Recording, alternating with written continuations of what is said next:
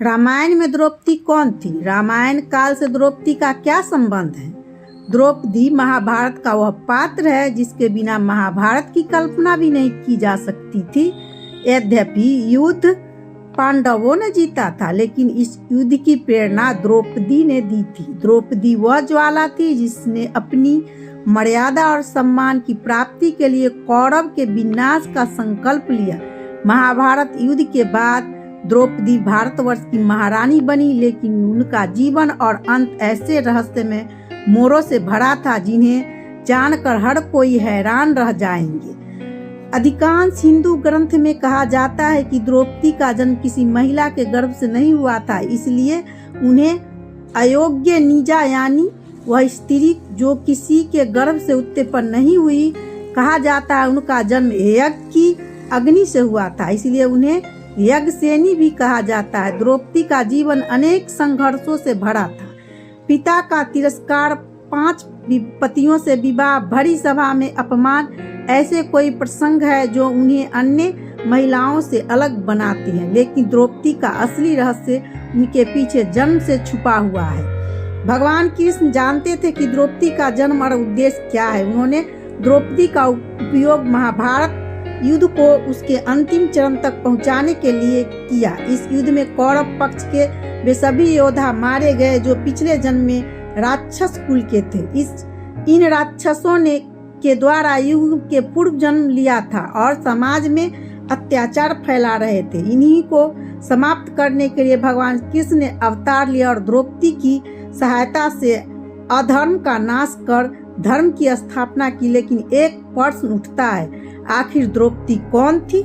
इसका उत्तर हमें त्रेता युग में भगवान श्री कृष्ण के समय में मिलता है। त्रेता युग का सबसे बड़ा खलनायक रावण था। वह एक अत्याचारी, भोग विलासी और साथ ही महादेव का परम भक्त था।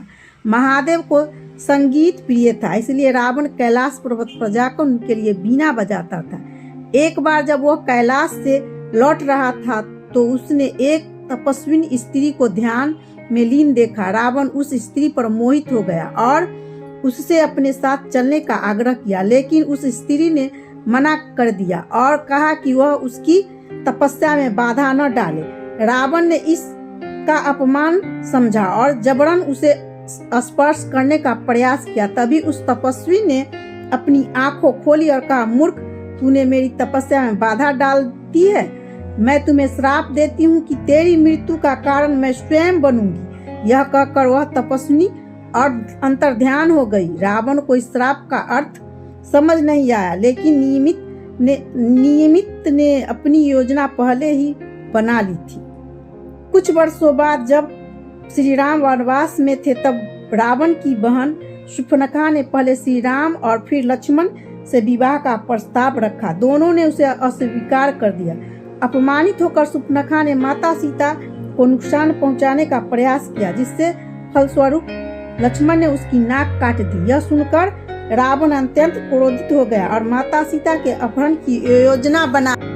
रावण एक साधु के वेश में माता सीता के पास पहुंचा। जब माता सीता कुटिया के भीतर थी, तभी उसके सामने एक तपस्विनी प्रकट हुई। उसने माता सीता से कहा, देवी, मुझे आपकी भूमिका निभाना है। आप अपने वस्त्र और आभूषण मुझे दे दे और स्वयं अंतर ध्यान हो जाए। माता सीता ने उसकी बात मान ली और तुरंत अंतर ध्यान हो गई। इसके बाद वह तपस्विनी सीता का रूप धारण करके बाहर आई और रावण उसे लेकर लंका चला गया।